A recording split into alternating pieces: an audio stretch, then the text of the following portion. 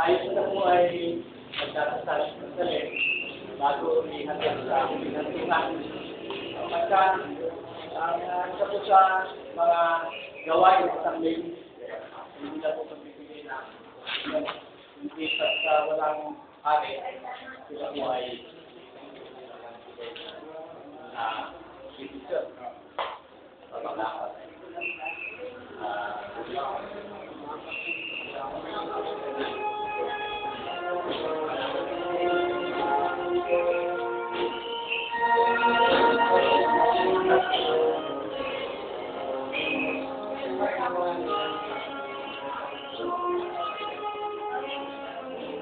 Magkabo na yung bata?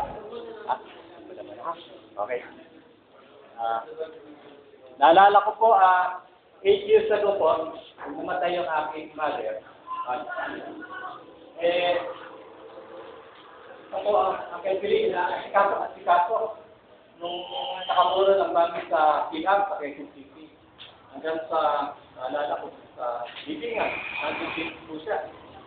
At pati nagtagala pa ng pagkain. Naalala, 8 years ago. August 29 po nung namatay yung mother ko. 3 months after, sumunod po ang Kampain, at saka November 10, ang Kampain. And then after 9 days, ang George, November 19, sa po ay namatay ng November 10. Ang mga gabi, natulog po sila magkakapatid, ay bakit na uwi natin na. Kaya ang actually po, ang naging big brother na sila kasama ang anti-elect. Kaya, kahit sa galing na bagay, ay nakait natin ang we gather here to commend our brother Chopilo to God, our Father, and to commit his body to the earth anyway.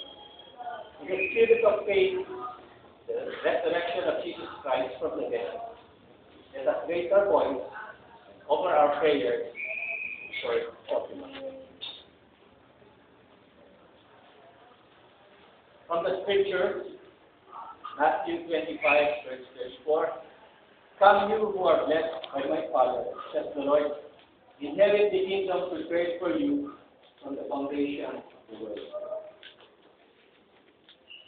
Lord Jesus Christ, by your own sleeping in the tomb, you hollow the graves of all who believe in you, and so made the grave a sign of hope that promises resurrection, even as it breaks our mortal body.